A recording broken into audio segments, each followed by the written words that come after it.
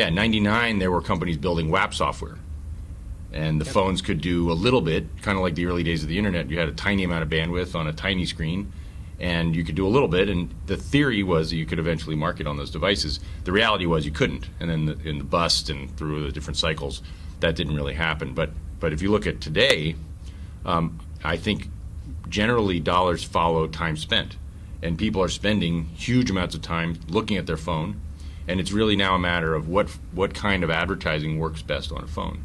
And just to give you a couple of data points, I mean, in the social space, first at Facebook, there was really a big crisis around what mobile was going to mean for their ad model. Yep. That then hit Twitter, it hit LinkedIn, and it's increasingly hitting all the larger publishers, anybody who depends on advertising, where they have to revamp their marketing model to work on a phone. And what seems to work best is a native kind of ad campaign where the feed is the centerpiece of what's in what you're seeing in the phone. The ad is a large part of that feed, and the ad fits with the content. The two variables: so contextual advertising, native advertising, whatever the name you use, that works extremely well on a phone. And if the content is relevant and it's in context of what you're looking at, people click on it. And so at LinkedIn, at least, that kind of ad on a mobile phone is working extremely well. And was that a predetermining factor for why the purchase of Pulse, to actually get some of that great content to actually be able to feed those feeds, or is that something that's completely separate from their mobile strategy? Well, without going into too much detail about LinkedIn, I mean, the fundamental value of any social network is the user base.